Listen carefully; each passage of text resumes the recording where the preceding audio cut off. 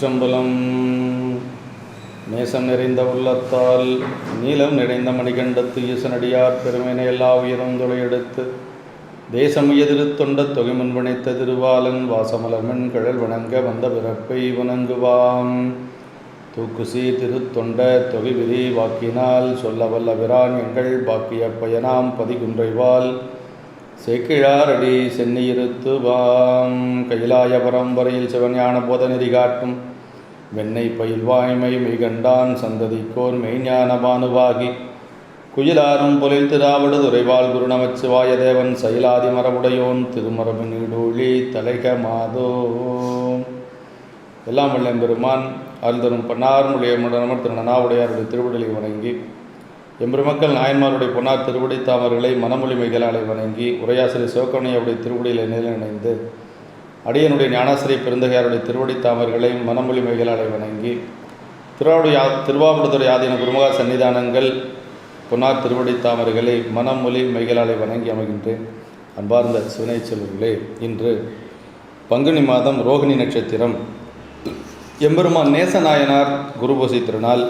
அன்பர் பெருமக்களே, எம்பெருமான் நேசநாயனார் இன்றைய கர்நாடக மாநிலம் என்று சொல்லக்கூடிய அந்த கர்நாடக மாநிலத்திலே பெல்லாரி தாலுக்காவில் இருக்கக்கூடிய காம்பிலி என்று சொல்லக்கூடிய திருநகரத்திலே அவதாரம் செய்த பெருமகனார் நெசவு தொழில் செய்து நெசவு தொழில் மூலமாக அடியார் பெருமக்களுக்கு உடையும் கீழும் கோவணமும் வழங்கிய ஒரு பெருமையுடையவர் நாயனார்.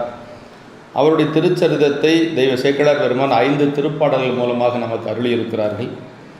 நம்முடைய திருத்தொண்ட தொகை ஆசிரியர் நேசநாயனாரை பற்றி சொல்லுகின்ற பொழுது, மன்னிய சீர் மறைநாவல் நின்ற ஓர் பூசல் வரிவளையால் மாணிக்கும் நேசனுக்கும் அடியேன் என்று சொல்லி போற்றுகின்றார். அதாவது தொகை நூல் ஆசிரியர் சொல்லுகின்ற பொழுது, நேசன் என்று சொல்லுவது ஒரு காரண பெயராக அமைய பெற்றிருக்கிறது நாயனாருக்கு. சிவபெருமானையும் அடியார்களையும் போற்றும் நேசம் என்று சொல்லி உரையாசிரியர் நமக்கு சொல்லுகிறார். அதாவது நேசன் என்று சொன்னால் சிவபெருமானையும் அவருடைய அடியார்களையும் போற்றக்கூடிய நேசம். அவருடைய 2 பேரிடத்திலையும், இறைவனிடத்திலையும் அடியார்களிடத்திலையும் மிகுந்த அன்புடையவர் என்று சொல்லி ஞான விளக்கம் என்று சொல்லி நம்முடைய உரையாசிரியர் அவர்கள் நமக்கு போற்றி இருக்கின்றார்கள். அதே மாதிரி நம்முடைய திருத்தொண்டர் திரு அந்தாதியிலே நம்பியாண்டார் நம்பிகள் அருளுகின்ற பொழுது,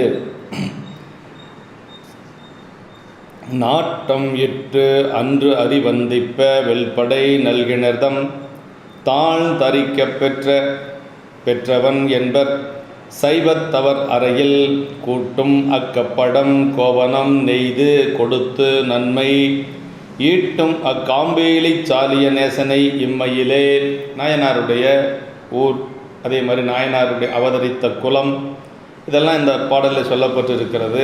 நாயனார் அவதரித்த குலம் சாலியர் குலம் என்று சொல்லி சொல்லக்கூடிய அந்த நெசவு நெய்யக்கூடிய குலம், அறுவையர் குலம் என்று சொல்லி சொல்லுவார்கள். நெசவு நெய்யக்கூடிய ஒரு திருக்குலத்தை சார்ந்தவர் நம்முடைய நேசநாயனார். நாட்டம் ஈட்டு அன்று அறிவந்திப்ப வெல்படை நல்கினர் அப்படிங்கிற, அதாவது தன்னுடைய கண்ணை பெயர்த்து பெருமானுக்கு அர்ச்சனையாக இட்டு வழிபாடு செய்த அந்த திருமாலுக்கு பெருமான் சக்கரப்படை அளித்த பெருமான் என்று சொல்லி சக்கரப்படையை அளித்த இறைவர் அவருடைய திருவடியை தாழ் தரிக்க பெற்றவன் என்பர். அப்படின்னா அவருடைய திருவடியை தாழ் தரிக்க பெறுதல் அப்படின்னா எப்போதும் பெருமானுடைய திருவடியை மனதிலே வைத்து நினைந்திருக்கக்கூடியவர் என்று சொல்லி, இறைவனுடைய திருவடி எப்பொழுதும் அவருடைய மனதிலே இருக்கும் என்று சொல்லி, அதை தாழ் தரிக்க பெறுதல் அப்படிங்கிறது எப்போதும் பெருமான் திருடைய மனசில் மறவாமை வைத்திருப்பது. எப்போதும் எப்போதும் என்னை என் மனத்தை வைத்தேனே என்று சொல்லி சொல்லுவது போல, பெருமானை எப்பொழுதும் கைப்போது மலர்த்துவி என்று சொல்லக்கூடிய பாடல் அப்பர் சாமிகள் சொல்வார். எப்போதும் இனியான என் மனத்தை வைத்தேனே என்று சொல்லி சொல்லுவது போல, நம்முடைய நாயனார் எப்பொழுதும் இறைவனுடைய திருவடியை தன்னுடைய நெஞ்சிலே வைத்து போற்றக்கூடியவர்.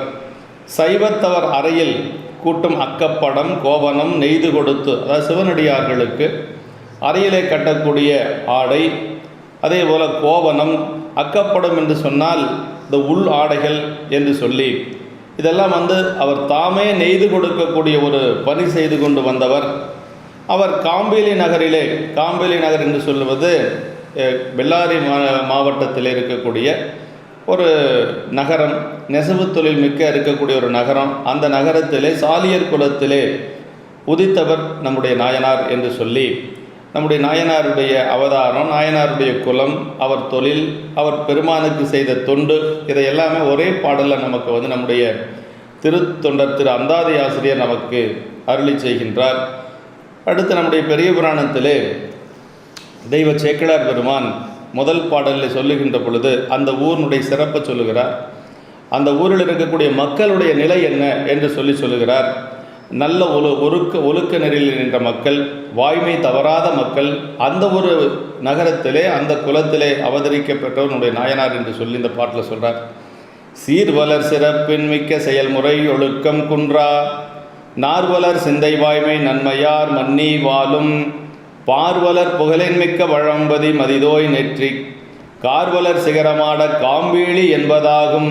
அப்படின்னா சீர்வலர் சிறப்பின் மிக்க அப்படின்னா அங்கே இருக்கக்கூடிய மக்கள் எப்படின்னா ரொம்ப பெருமைகளை, நல்ல சீர்வலர் சிறப்பு, நல்ல பெருமையோடு நல்ல சிறந்த ஒரு மக்களாக அவர்கள் இருந்தார்கள். அவர்கள் செயல்முறை ஒழுக்கம் குன்றா, நல்லொழுக்கத்திலே குன்றாது அந்த ஒழுக்க நெறியிலே நின்று வாழ்ந்த பெருமக்கள். நார்வலர் சிந்தை, அன்புமிக்க அந்த சிந்தையுடையவர்கள்.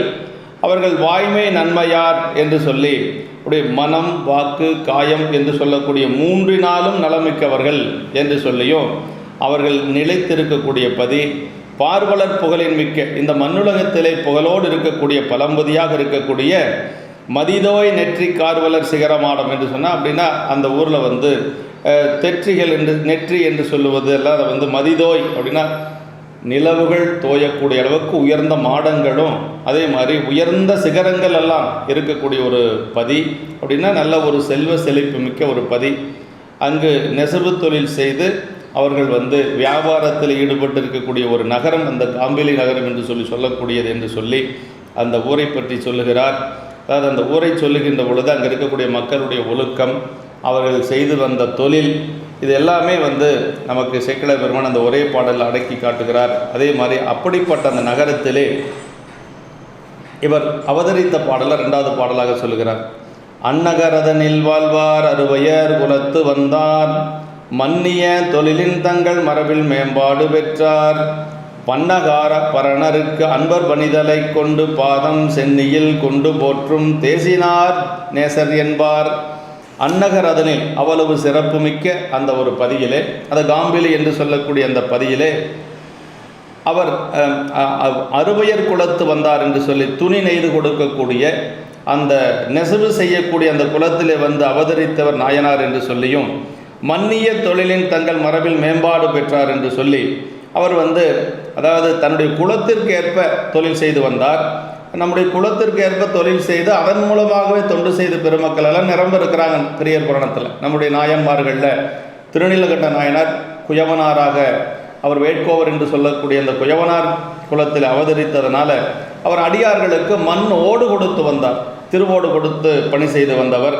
அதே மாதிரி திரு நாளை போவார் என்று சொல்லக்கூடிய நந்தனார் அவருடைய அந்த குலத்துக்கு ஏற்றார் போல ஆலயங்களிலே பேரிகள் என்று சொல்லக்கூடிய அந்த இசைக்கருவிகளுக்கெல்லாம் தோல் கொடுப்பது, வார் விசிறி கொடுப்பது, இந்த மாதிரி தொழிலெல்லாம் செய்து வந்தவர் திரு நாளை போவார். அதிபத்தர் அவர் மீனவராக பரதவர் குலத்தை சார்ந்தவர் என்பதனாலே மீன் பிடித்து தொண்டு செய்து வந்தவர்.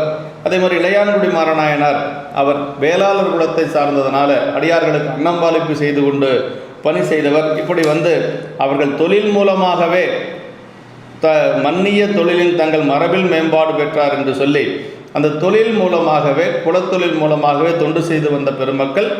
அதில் இவர் ஒருவர், நாயனார் ஒருவர் என்று சொல்லி அவர் எப்படி தொண்டு செய்தார் என்று சொன்னால், அன்பர் பணி தலை கொள்ளுதல் அப்படின்னார். அன்பர் பணி அதான் ரொம்ப முக்கியம்.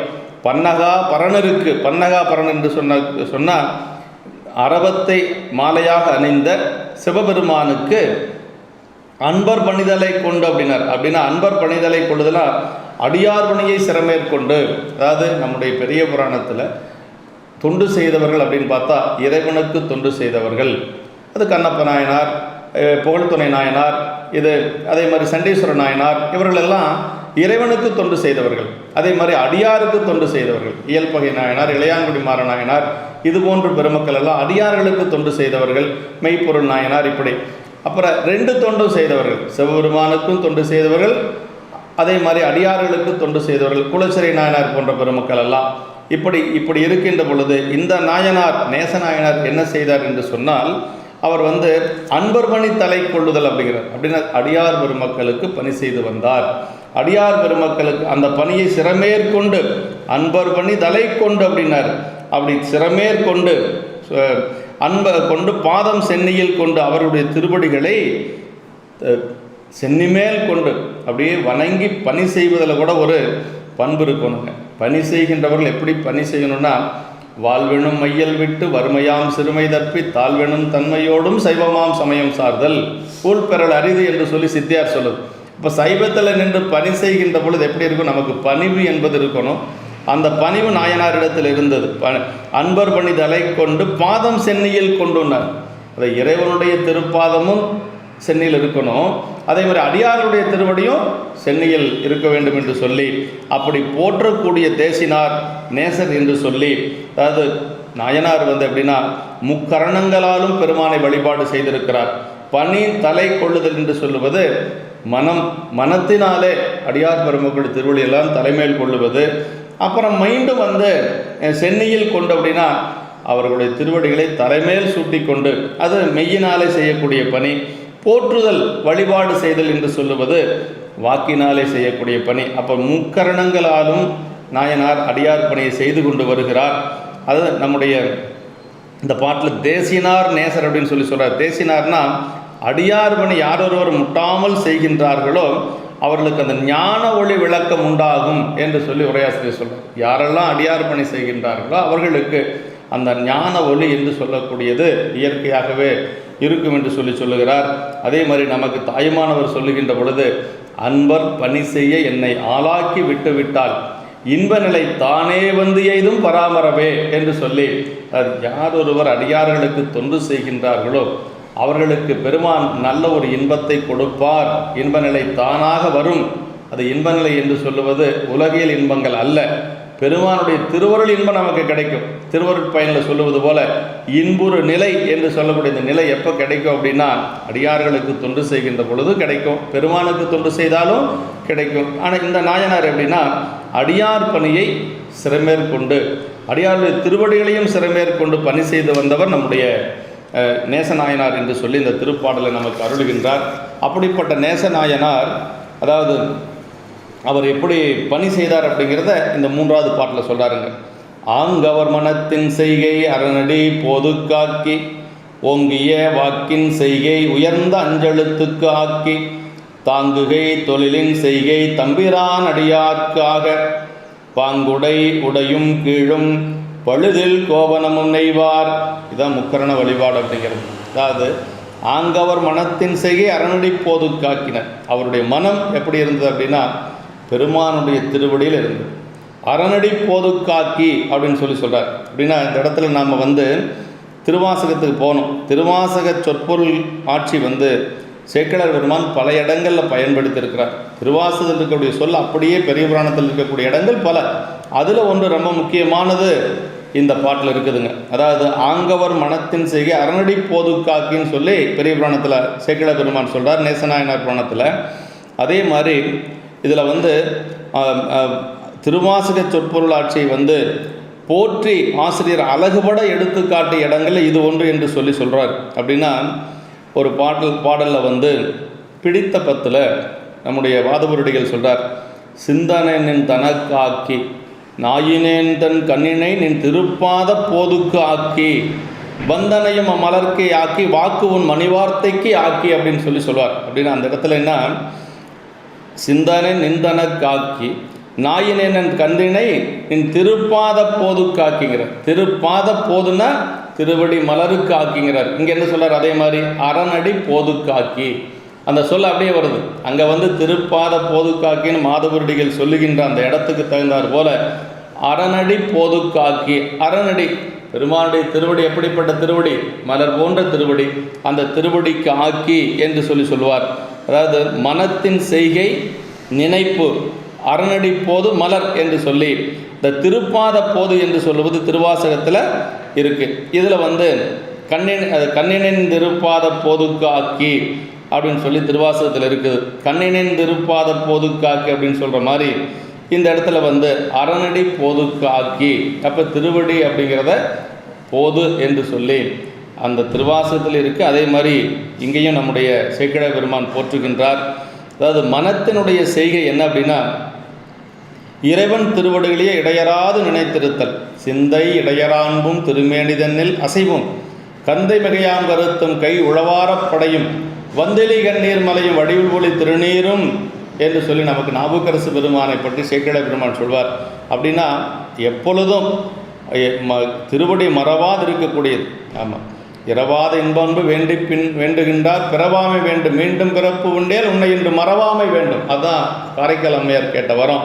அது மாதிரி நாயனார் எப்படின்னா, மனத்தின் செய்கை என்ன, நாயனாருடைய மனத்தின் செய்கை, அதாவது இறைவனுடைய திருவடிகளை இடையறாது நினைத்து கொண்டிருந்தார் என்று சொல்கிறார். வாக்கினுடைய செய்கை என்ன அப்படின்னா, திரு ஐந்தெழுத்து ஓங்கிய வாக்கின் செய்கை உயர்ந்த அஞ்செழுத்து காக்கி அப்படின்னா அஞ்செழுத்துக்கு என்ன ஒரு அடைமொழி சொல்கிறார்னா சேக்கிழார் பெருமான், உயர்ந்த அஞ்செழுத்து அப்படின்னா நம்மை உயர்த்தக்கூடிய அஞ்செழுத்து, நம்மளுடைய நிலையை நமக்கு பிறவியை நீக்கக்கூடிய அஞ்செழுத்து. பல இடங்களில் சொல்லப்பட்டிருக்கு.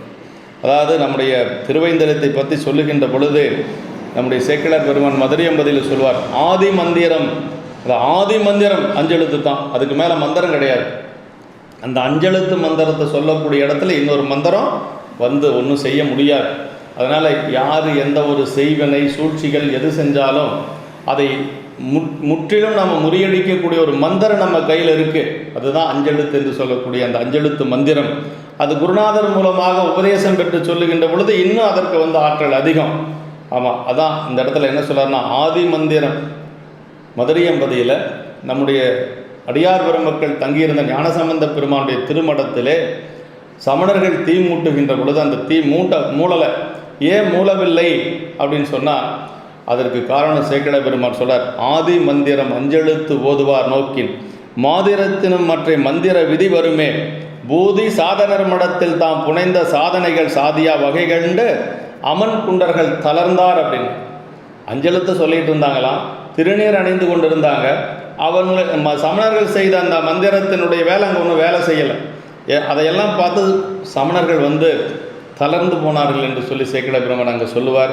அப்படி அதே மாதிரி திருக்கூட்ட சிறப்பில் நமக்கு சொல்லுகின்ற பொழுது, அறந்தை தீர்க்கும் அடியவர் மேனிமேல் நிறந்த நீற்றொழி யாழ் நிறை தூய்மையால் புறந்த அஞ்செழுத்து ஓசை பொழிதலால் பரந்தாயிரம் பார்க்கடல் போல்வதென.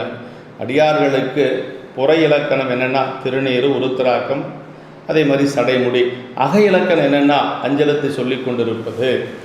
அஞ்செழுத்தை சொல்லி கொண்டு தான் நாம் எப்பொழுது இருக்கோம். அஞ்செழுத்து நெஞ்சு தொடுக்க என்று சொல்லி ஏற்கும் கழிக்காம குணத்தில் வரும். அஞ்செழுத்து நெஞ்சு தொடுக்க அலர் தொடுத்து என்று சொல்லி சங்கிலி நாச்சியாரை பற்றி சொல்லுகின்ற பொழுது சேக்கிழார் பெருமான் சொல்வார்.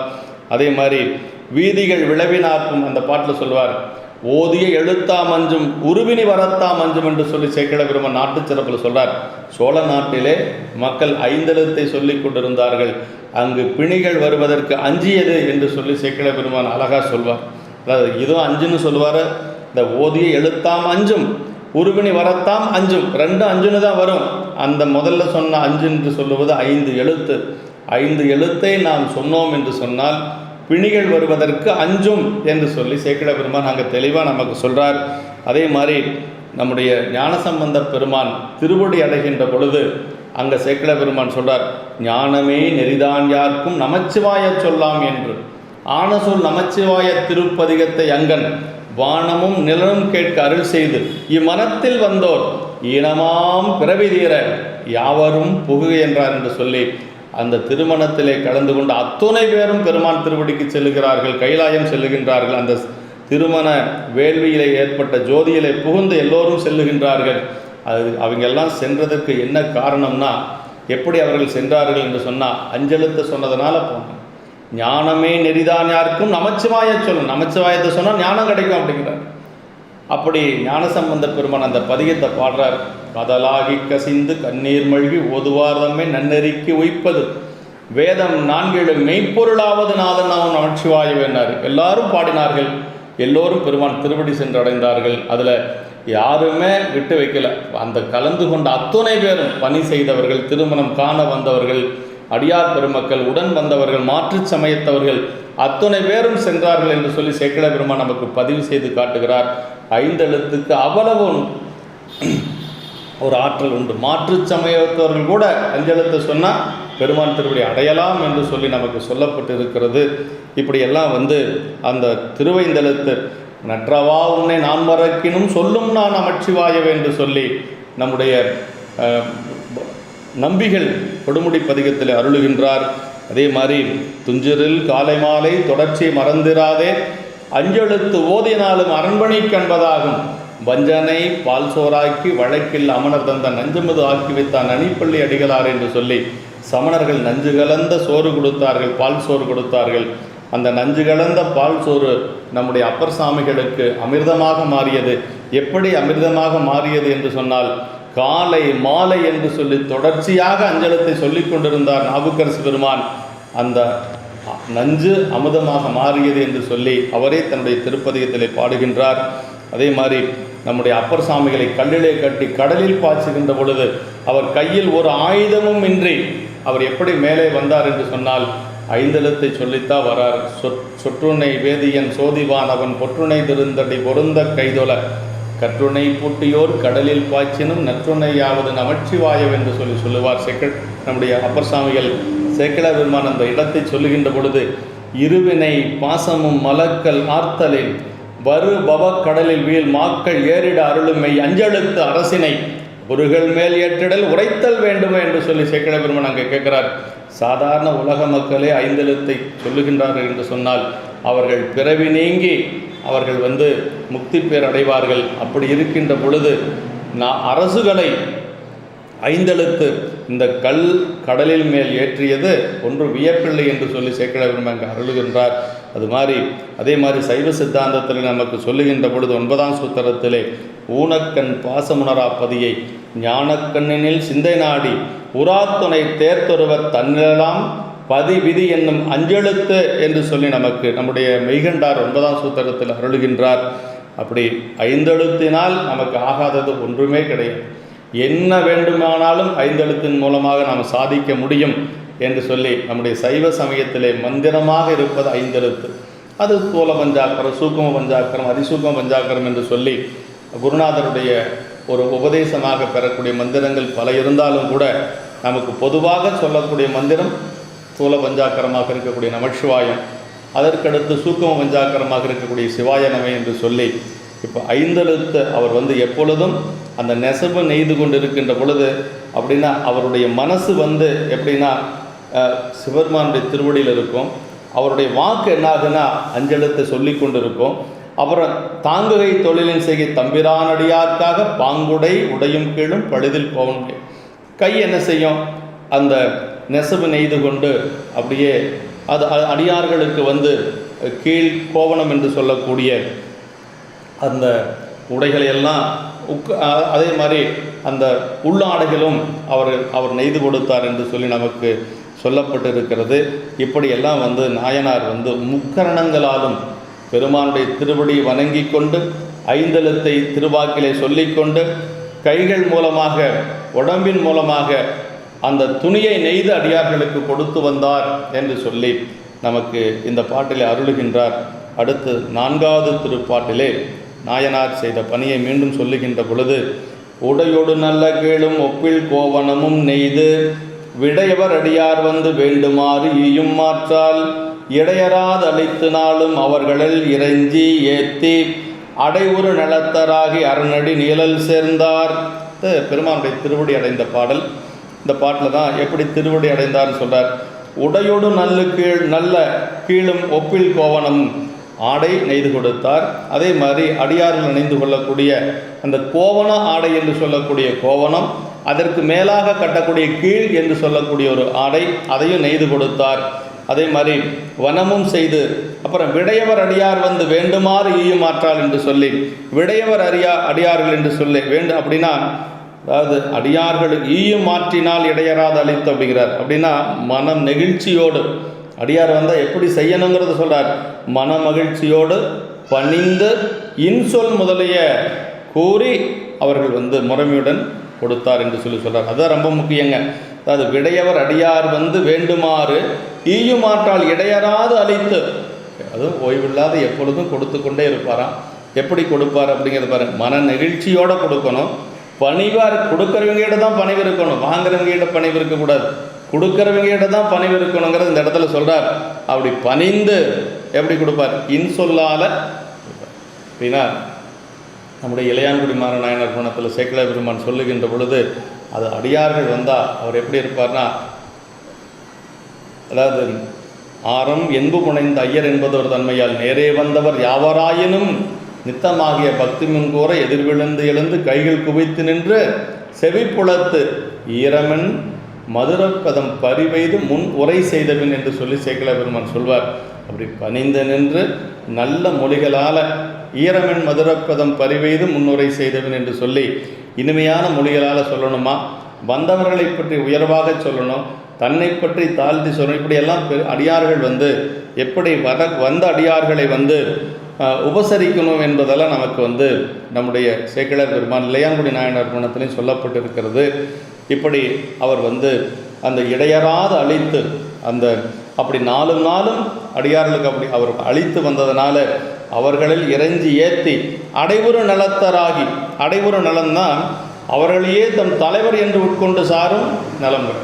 அதாவது அடியார்களை எப்படி நினைச்சாருன்னா, இவர்கள் தான் நம்முடைய தலைவர்கள் என்று சொல்லி அடியார்களுடைய திருவடியவே தன்னுடைய ஒரு தலை மீது வைத்து கொண்டு இவர்கள்தான் நம்முடைய தலைவர்கள் என்று சொல்லி அப்படி அவர் நாளும் ஒழுகி வந்ததனால அவர் அரணடி நீழல் சேர்ந்தார், பெருமானுடைய திருவடி சார்ந்தார் என்று சொல்லி மங்களகரமாக நமக்கு சேக்கிழார் பெருமான் நிறைவு செய்து காட்டுகிறார். அடுத்த திருப்பாட்டில் இந்த தோற்றுவாய், அடுத்த புராணத்துக்கு தோற்றுவாய் செய்யக்கூடிய திருப்பாடல் 5வது திருப்பாடல்.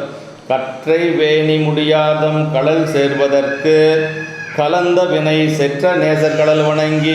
அப்படின்னா கற்றை வேணி முடியாதம் கடல் சேர்வதற்கு, அதாவது சிவபெருமானுடைய திருவடியை சாருவதற்காக கலந்த வினை செற்ற அப்படின்னார். வினையை செற்ற அப்படின்னா வினை சார்புகளை எல்லாம் நீக்கிய. இப்போ பெருமான் திருவடி அடையணும்னா நமக்கு என்ன வேணும்? வினை நீங்கணும். அது வினை எப்போ வினை நீங்கிறது என்ன? இருவினை ஒப்பு வரணும். இருவினை ஒப்பு என்று சொல்லுவது நல்வினையின் பயனாக இன்பம், தீவினையின் பயனாக வரக்கூடிய துன்பம், இரண்டையும் ஒன்று போலவே கருதுவது. அதுதான் இருவினை ஒப்பு. அந்த நிலை வந்தால் தான் பெருமான் திருவடி அடைய முடியும். அதாவது இதில் சொல்றார், கலந்த வினை செற்ற நேசர்களால் வணங்கி. அப்படி வினை சார்புடைய அந்த நிலையெல்லாம் அதையெல்லாம் நீக்கிய நேசநாயனாருடைய திருவடியை வணங்கி சிறப்பால் முன்னை பிறப்புணர்ந்து போன பிறப்பினுடைய அந்த நிலையை உணர்ந்து பெற்றமுயர்த்தாருக்கு ஆலயங்கள் பெருக அமைத்து. அப்படி விடை மீது வரக்கூடிய அந்த சிவபெருமானுக்கு ஆலயங்கள் பெருக அமைத்து மண்ணாண்ட கொற்றவேந்தர் கோச்செங்கச் சோழர் பெருமை கூறுவாம் என்று சொல்லி அந்த கோச்செங்கச் சோழ நாயனாருடைய அந்த பெருமைகளை நாம் சொல்லுவோம் என்று சொல்லி இந்த இறுதி பாடலில் சொல்லுகின்றார். இப்படி நம்முடைய இந்த நாயனார் எப்படின்னா இறைவனுக்கு அடியார்களுக்கு தொண்டு செய்து வந்தார். அடியார் தொண்டு செய்து இறைவன் திருவடி அடைய முடியும் அப்படிங்கிறத இந்த சரிதத்தின் மூலமாக நமக்கு காட்டுகிறார். அடியார் தொண்டு எப்படி செய்யணும்னா, அடியார்களுக்கு தொண்டு செய்கின்ற பொழுது அந்த பணிவு இருக்கணும், அதே மாதிரி மனதிலே நிறைந்த அன்பு இருக்க வேண்டும் என்று சொல்லுகிறார். அப்படி தொண்டு செய்கின்ற பொழுது முக்கரணங்களும் எப்படி இருக்க வேண்டும் என்று சொன்னால், அந்த மனமானது பெருமானுடைய திருவடியில் இருக்க வேண்டும். அதே மாதிரி வாக்கானது அஞ்சலத்தை சொல்லி கொண்டு இருக்க வேண்டும். உடம்பு அந்த தொண்டை செய்து கொண்டு இருக்க வேண்டும் என்று சொல்லி இப்படியெல்லாம் இருந்ததனால அவர் நாளும் அடியார்களை இடையராது போற்றி வாழ்ந்து வந்ததனால இறைவன் திருவடியை எளிதாக பெற முடிந்தது என்று சொல்லி இந்த பாடல் இந்த சரிதத்திலே நமக்கு சேக்கிழார் பெருமான் அறிவுறுத்துகிறார் என்று சொல்லி இப்படி நேசநாயனாருடைய திருவடிகளை வணங்கி நாயன்மாருடைய பொன்னார் திருவடி தாமர்களை மனமொழிமைகளால் வணங்கி அமைகின்றோம். என்றும் இன்பம் பெருகும் இயல்பினால் ஒன்று காதலித்து உள்ளமும் ஓங்கிட மன்றுளார் அடியாரவர் வான்புகழ் நின்றதெங்கும் நிலவி உலகலாம். திருச்சிற்றம்பலம்.